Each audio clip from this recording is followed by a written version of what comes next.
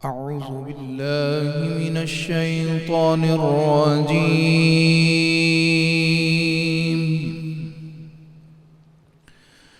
بسم الله الرحمن الرحيم.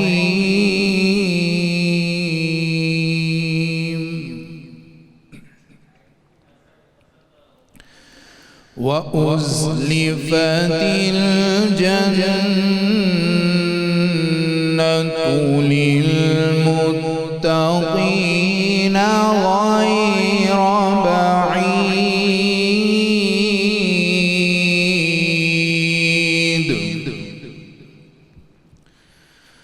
هذا ما توعدون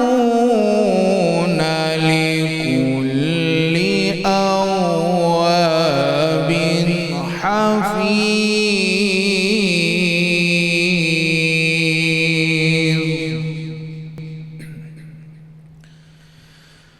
من خشي الرحمن بالغيب وجاء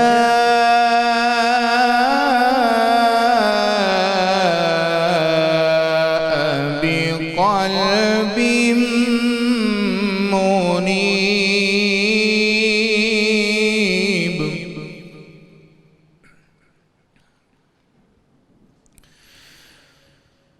هذا ما توعدون لكل أواب حفيظ.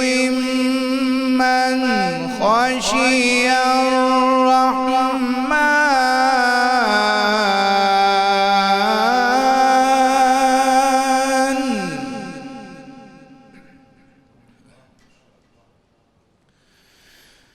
من خشي الرحمن بالغيب وجاء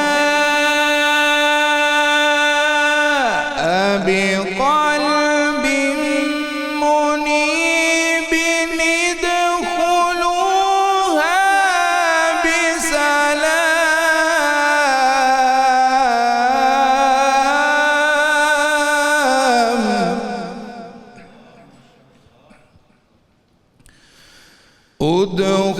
ادخلوها بسلام.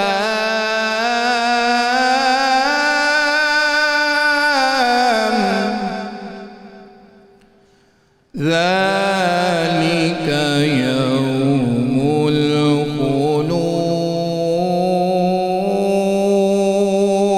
الخلود.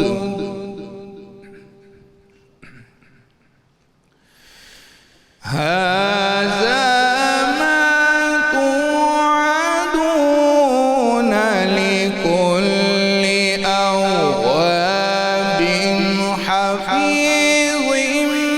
من خشي الرحمن بالغيب وجاء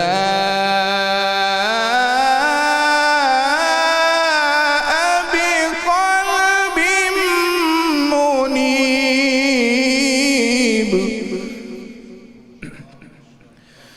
ادخلوها بسلام. ذلك يوم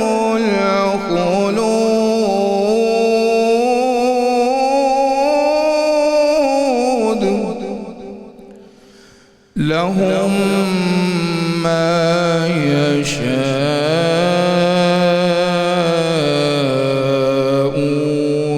فيها ولدينا مزيد.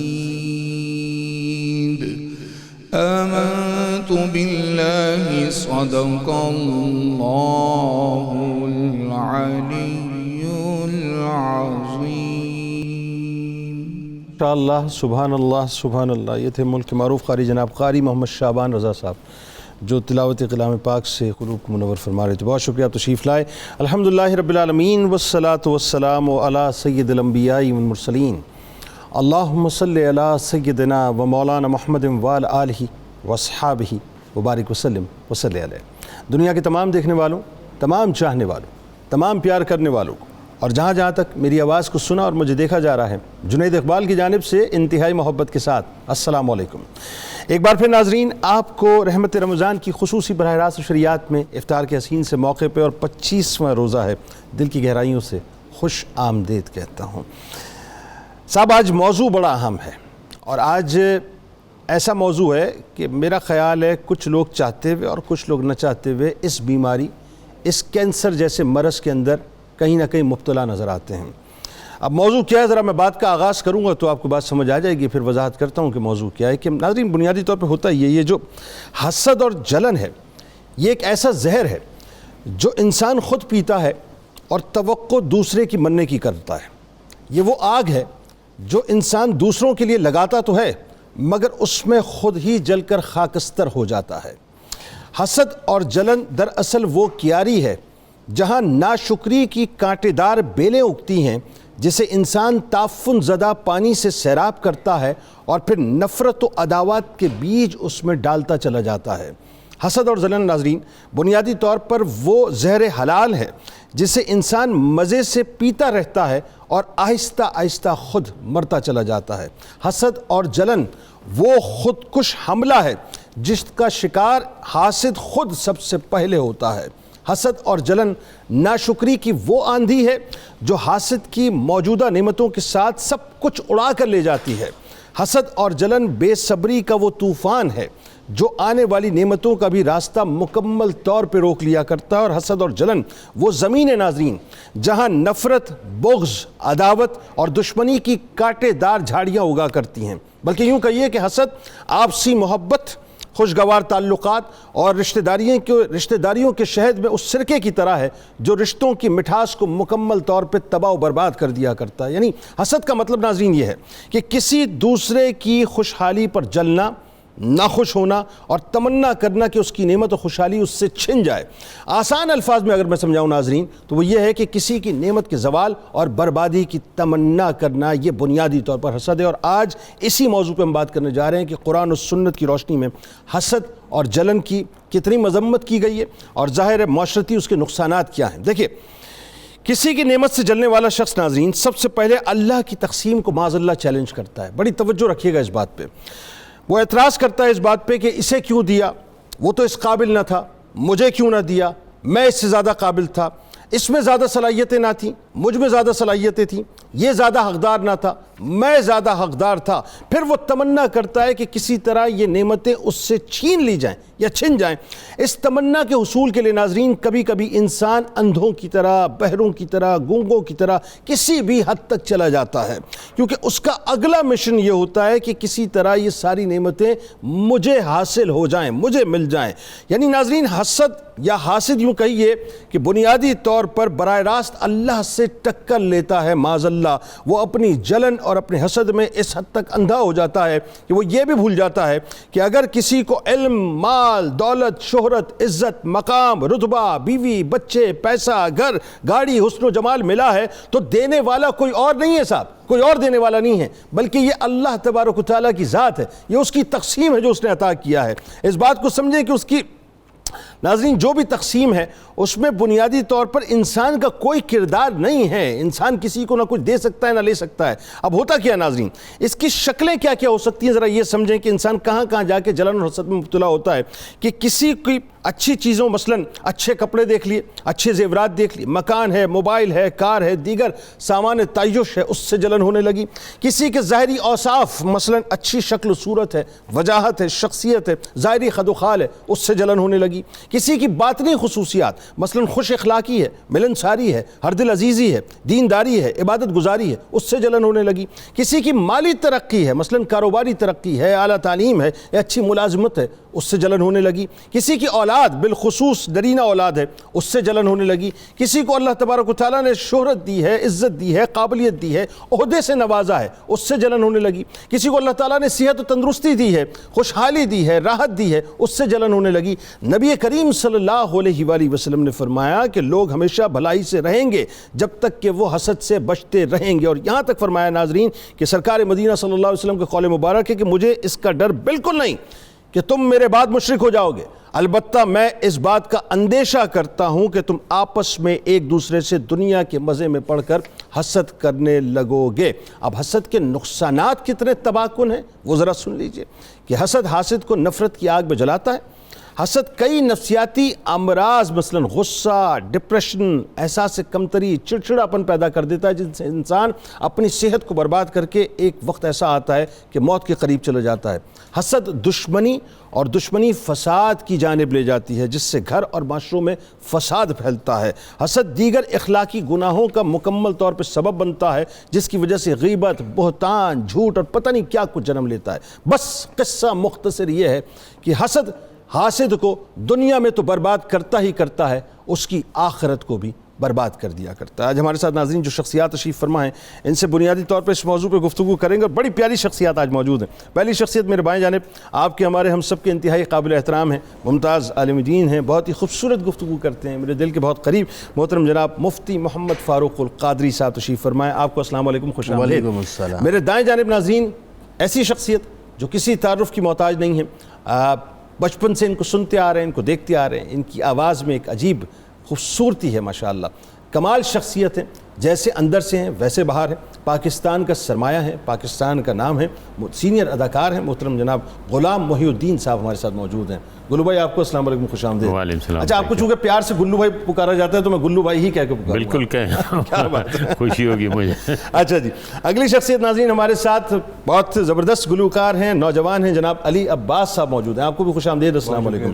ان کے ساتھ ساتھ ناظرین ملک کے معروف ثنا خواں اپنے بھائیوں کے ساتھ موجود ہیں، کمال پڑھتے ہیں ماشاءاللہ، محترم جناب ظہیر عباس قادری صاحب، آپ کو بھی خوش آمدید، السلام علیکم۔ اور آخر میں کچن کے محاذ پر ایک بار پھر موجود ہیں محوش ستارہ صاحب، السلام علیکم۔ وعلیکم السلام۔ کیسے مزاج ہیں آپ کے؟ ٹھیک ٹھاک ہیں؟ الحمدللہ، بالکل۔ تو آج کیا بنانے والی ہیں؟ آج میں بنانے والی ہوں ہاٹ شاٹس ہیں ود عربین رائس کے ساتھ، اور اسی کے ساتھ سٹیم چکن لیگ پیس بنا رہی ہوں، اور جو ڈرنک ہے وہ ہے پینٹ بٹر بنانا اسموودی۔ واہ واہ واہ، یعنی پہلی ہی بال پہ گراؤنڈ سے باہر بال۔ جی بتائیے اور کیا ہے؟ میری آنکھیں کھل گئی یہ ساری باتیں سن۔ بس یہ تینوں چیزیں بنا رہی ہوں، اب ان کی جو ہے ریسیپی وہ میں بتا دیتی ہوں۔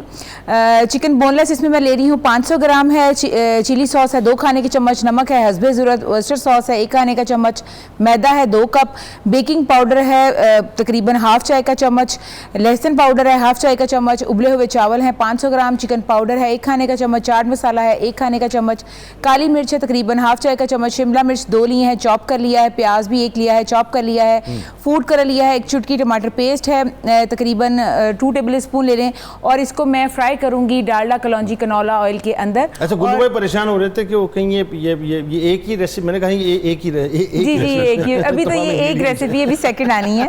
سٹیم چکن لیگ پیس میں لے رہی ہوں، چکن لیگ پیس میں نے لیے ہیں تقریباً 12 پیسز لیے ہیں، اور اس کے ساتھ ادرک لہسن کا پیسٹ ہے 2 کھانے کے چمچ، سبز مرچ ہے 4 عدد، لال مرچ کٹی ہوئی 2 کھانے کے چمچ، کالی مرچ ہے 2 کھانے کے چمچ، سویا سوس ہے 2 کھانے کے چمچ، سرکہ 2 کھانے کے چمچ، لیمن جوس ہے 1 کھانے کا چمچ، پیاز لیا اس میں نے 2 کپ چاپ کیا ہوا، انڈے 2 عدد، میدا 2 کپ، کارن فلور 1 کپ، چکن پاؤڈر 1 کھانے کا چمچ، اور اس کو بھی میں فرائی کروں گی ڈالڈا کلونجی کنولا آئل کے اندر، اس کے بعد میں اس کو کروں گی سٹیم۔ واہ۔ اور جو ہماری تھرڈ ریسیپی ہے وہ ہے پینٹ بٹر بنانا اسموودی ہے، اس میں کیلے لے رہی ہوں 2 عدد۔ ایک دفعہ پھر بتائیے گا کیا نام تھا اس کا؟ پینٹ بٹر بنانا اسموودی۔ مطلب اس کو سن کے کتنا سودی محسوس ہو رہا ہے، پینے میں کتنا اچھا ہوگا؟ واقعی یہ پینے میں بھی بہت اچھا ہے، اور جو لوگ جو ویٹ کو کنٹرول کرنا چاہتے ہیں، اگر وہ جسٹ یہی اگر افطاری کے بعد لے لیں تو یہ بیسٹ ہے۔ مفتی صاحب پھر تو آپ نے مس نہیں کرنا کسی صورت۔ بالکل۔ اس میں کیلے لے رہی ہوں 2 عدد، دہی ہے ½ کپ، اوٹس لے رہی ہوں تقریباً 1/4 کپ ہے، اور اس کے بعد پینٹ بٹر ہے 4 ٹیبل اسپون، آلمنڈ ملک ہے 2 کپ، اور اس کو میں بلینڈ کروں گی آئس ڈال کے، اور اس کو سرو کروں گی افطاری میں۔ میں آپ کو راز کی بات بتا رہا ہوں، ہر افطار کے بعد جو آپ شیک یا جو کچھ بھی بناتی ہیں وہ لازمی ہم پیتے ہیں، اور پیچھے سے آپ کی صرف تعریف ہو رہی ہوتی ہے کہ کیا کمال آپ بناتی ہیں۔ واہ، زبردست، بہت زبردست۔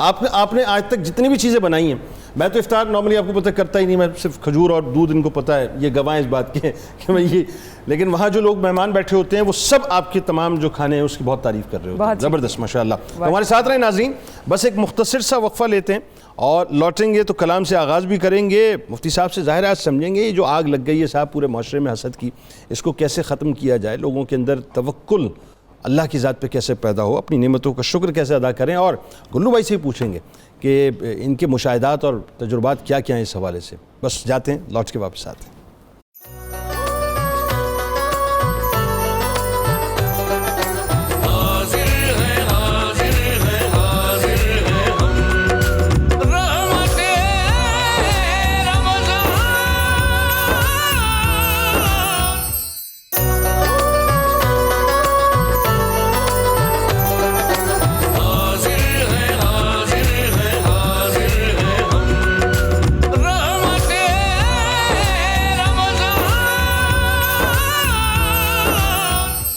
مفتی صاحب بات کا آغاز کرتے ہیں. سب سے پہلے آج یہ جو کینسر معاشرے کے اندر اتنا پینیٹریٹ کر گیا ہے حسد کے نام پر، جلن کے نام پر، تو بتائیے قرآن اس حوالے سے کیا کہتا ہے، سنت کیا کہتا ہے؟ بسم اللہ الرحمن الرحیم. جنید بھائی، آپ کا انٹرو بڑا بھرپور تھا ذاکر، اور آپ نے اس موضوع کے ہر پہلو پر اپنے انٹرو میں اجمالاً گفتگو فرمائی ہے. ذاکر، حسد یقیناً ایک لا علاج مرض ہے.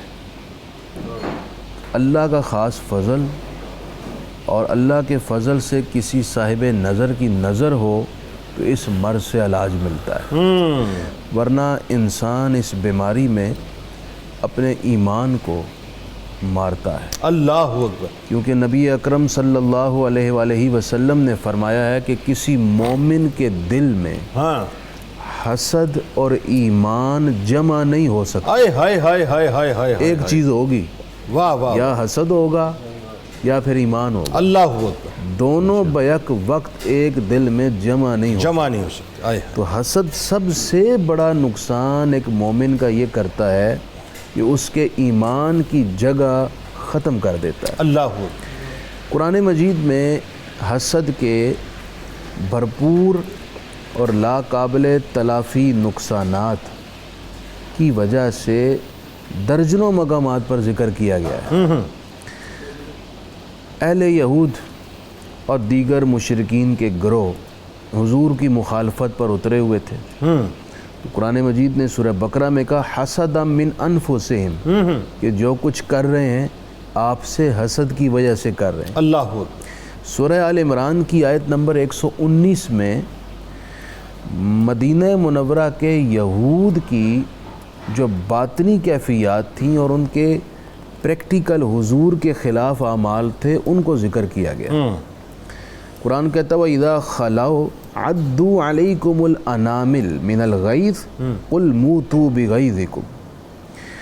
یہ لوگ جب حضور علیہ الصلوۃ والسلام کی آمد سے پہلے اپنی کتابوں میں آخری نبی کی آمد کی خوشخبریاں پڑھتے ہیں تو یہ شفٹ ہو گئے مدینہ منورہ میں اور انتظار میں بیٹھ گئے کہ نبی آخر الزماں آئیں، ہم ان کو ویلکم کریں اور ان کے ساتھ شامل ہو جائیں. بالکل ٹھیک. چونکہ یہ اولاد تھے بنی اسحاق، بنی اسرائیل، تو ان کی خواہش یہ تھی کہ آخری نبی بھی حضرت اسحاق علیہ السلام کی اولاد میں سے ہوں گے. لیکن اللہ نے اپنی حکمت سے آخری نبی کو حضرت اسماعیل علیہ السلام کی اولاد سے بھیج دیا. اب اس وجہ سے یہ حسد میں مبتلا ہو گئے کہ یہ ہماری نسل سے نہیں ہے. انہوں نے اس حسد کی وجہ سے حضور کا راستہ روکنا شروع کیا، آپ پر قاتلانہ حملے کیے، اصحاب رسول کے ساتھ ظالمانہ سلوک کیا، پھر عرب کے دیگر گروہوں کو مالی اعتبار سے سپورٹ کیا کسی طریقے سے حضور اور آپ کا مشن ختم ہو جائے. ٹھیک. قرآن کہتا ہے کہ جب یہ لوگ یہ سب کر نہیں پاتے تھے وَإِذَا خَلَوْا عَدُّوا عَلَيْكُمُ الْأَنَامِلَ مِنَ الْغَيْظِ، غصے میں حسد کی وجہ سے یہ اپنی انگلیاں چباتے تھے کہ اب ہم کریں کیا. اس قدر یہ حسد کی وجہ سے بڑی بڑی کاروائیوں پر اتر آئے. قرآن نے کہا محبوب آپ یہ کہیں موتوا بغیظکم، تم اپنے غصے اور حسد میں مرتے آؤ، ہمیں تمہاری کوئی پرواہ، ہم تو اللہ تعالیٰ کی پناہ لیتے. حسد ایک ایسا مرض ہے کہ اس سے پناہ کے لیے اللہ تعالیٰ نے سورہ فلق کے اندر پوری آیت میں تلقین کی وَمِن شَرِّ حَاسِدٍ اِذَا حَسَد، کہ اللہ ہم حاسد کے شر سے تیری پناہ مانگتے. جو حاسد کا حسد ہے وہ بہت شر انگیز ہوتا ہے. حسد کون کرتا ہے جنید بھائی؟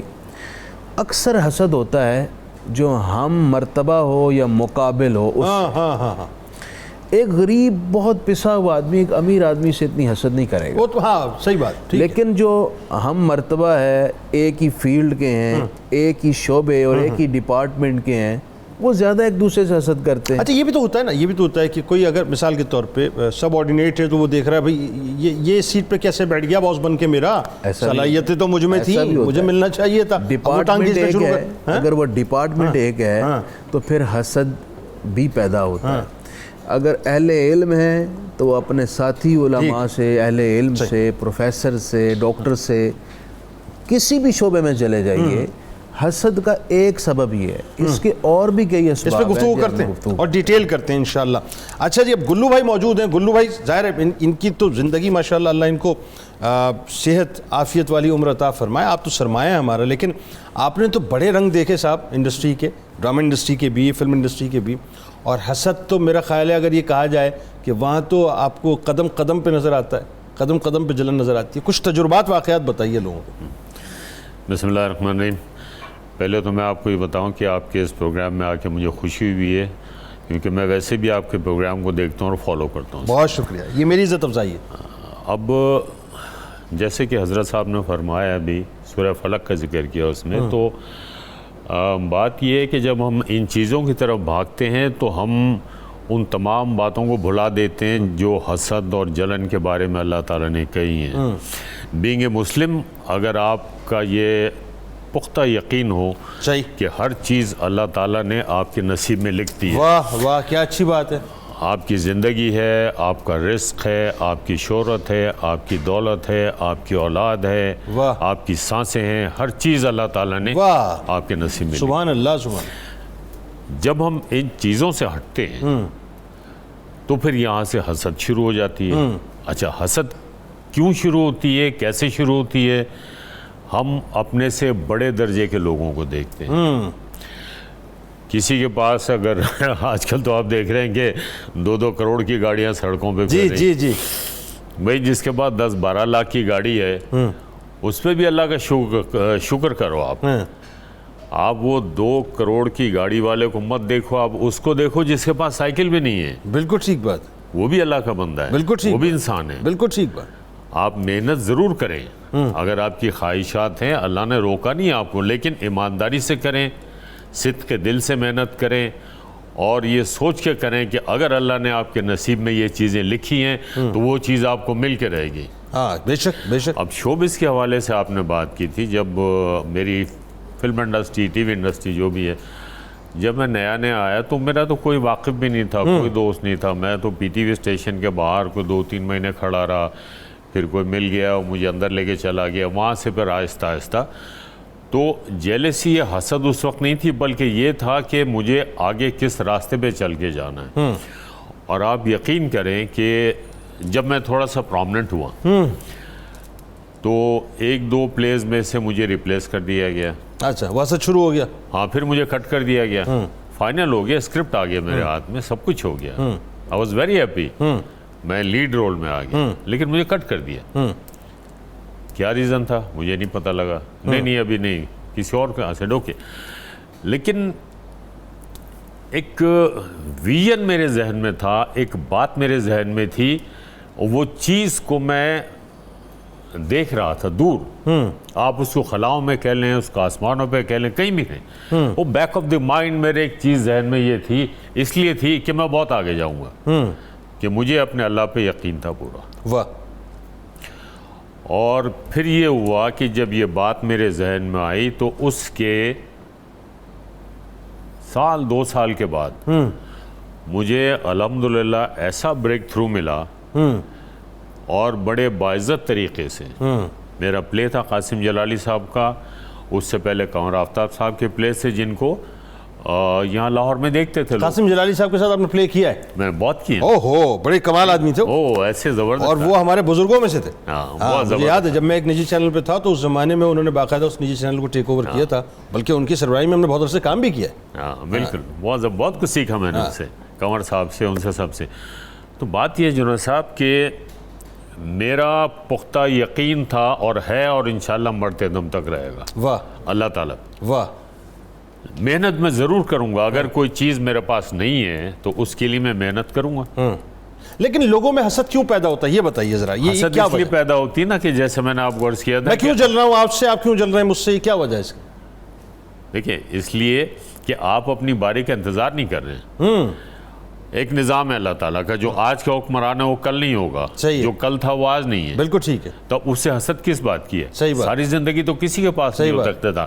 ایک پیک ٹائم جو ہوتا ہے انسان کا, خواہ وہ کسی بھی فیلڈ میں ہو, وہ پالیٹکس میں ہو, وہ فلم کا ایکٹر ہو, وہ ٹی وی کا ہو, وہ اسپورٹس مین ہو, کوئی بھی ہو, 8 سے 10 سال 12 سال کا ایک ٹائم ہوتا ہے جو اس کا پیک ٹائم ہوتا ہے. صحیح بات ہے.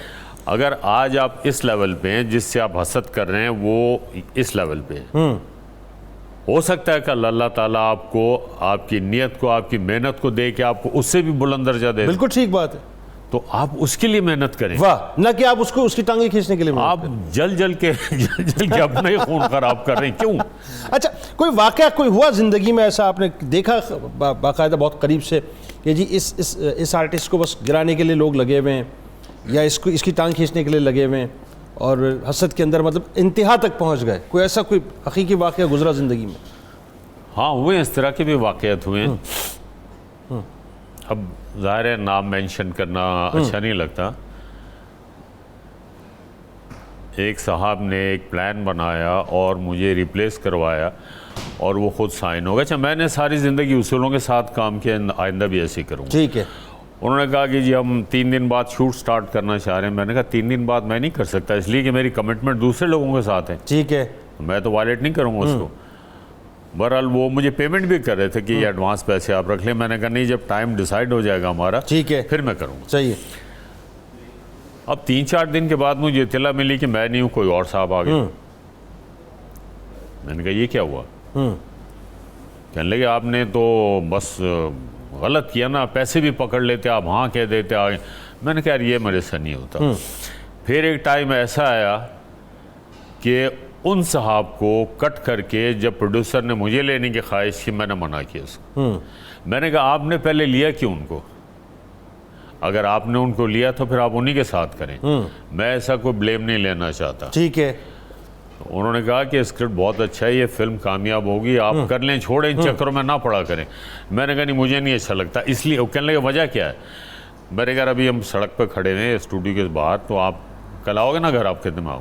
جب وہ آئے تو میں نے کہا جو کام انہوں نے کیا تھا وہی کام میں کروں تو مجھ میں اور ان میں تو کوئی فرق نہیں ہوا. تو وہ تو یہ سمجھیں گے کہ میں نے کوئی انتقام لیا ان سے. ہاں صحیح بات. نہیں کروں گا. صحیح بات. بہت اچھی کیا بات. ہوا, ہاں اس کے بعد کیا ہوا جنید صاحب, میری ایک مووی لگی, اٹ واز میگا ہٹ, بہت مشہور میری ایک پنجابی فلم تھی وڈیرا.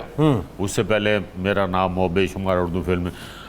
تو اس فلم کے ہٹ ہونے کے 15 دن کے بعد میں نے ایک ہفتے میں 6-7 مووی سائن کی. وجہ یہ وہ نیت کا وہ اخلاص میرا ہے. ایک اعتقاد ہے اللہ پہ, ایک اعتماد ہے. کسی کے ساتھ زیادتی نہیں کرنی ہے. زیادتی نہیں کرنی. ٹھیک, بالکل صحیح. علی عباس بھائی, آپ جناب کیسے مزاج ہیں, کیسے گزر رہے ہیں رمضان؟ یہ بتائیے. شکر ہے ماشاء اللہ, بہت ہی یہ بلکہ اللہ کا فضل ہے کہ اللہ نے یہ منتھ رکھا ہے اسلام مطلب سال میں کہ انسان اپنے خالق کے ساتھ مزید جو بونس جو ملتے ہیں عبادت کر کے تو وہ حاصل کرتا ہے. کیا ہوا؟ تو بس الحمدللہ اچھا جا رہا ہے, بڑا اچھا. اچھا, تو یہ شوق آپ کا کب سے, یہ کلام وغیرہ پڑھنے کا, سرکار علیہ السلام کی مدح و توصیف کرنے کا؟ میرا ایکچولی سٹارٹ نعتیہ کلام سے ہی ہوا ہے. اسکول ٹائم میں جیسے پریئرز اس میں حصہ لینا کرواتے تھے, پھر نعت میں حصہ میں ماشاءاللہ پنجاب لیول پہ اچھے ایوارڈز بھی ملے ہیں مجھے نعت میں بھی. تو جب حمدیہ کلام پڑھتے ہیں, نعتیہ کلام پڑھتے ہیں, مناقب پڑھتے ہیں, تو اس وقت دل کی کیفیت کیا ہوتی ہے؟ کیونکہ نام بھی علی ہے اور پھر عباس بھی ساتھ لگے ہوئے ہیں. اصل میں یہ چیز میں سمجھتا ہوں سیدھی یہ بلیسنگز ہے کہ ہم ان کا نام لیتے ہیں اور فیلنگ ایسی ہوتی ہے کہ بس کہیں پہنچے ہوتے ہیں, وہ آؤٹ آف کہہ لے کے لفظوں میں بیان نہیں کر سکتے. کیا بات ہے. علی عباس صاحب ہمارے ساتھ ہیں, گلو بھائی ہمارے ساتھ موجود ہیں, مفتی صاحب تو ظاہر ہے آپ کو پتہ ہے ہمارے میزبان ہیں. پھر ابھی آ کے مہوش صاحبہ سے پوچھنا ہے کہ کچن کا محاذ کہاں تک پہنچا, کیونکہ آپ کو پتہ چلنا چاہیے کہ ریسیپی جو ہے وہ کیسے بنا رہی ہیں اور کہاں تک پہنچی. تو کہیں مت جائیے, بس لوٹ کے واپس آتے ہیں.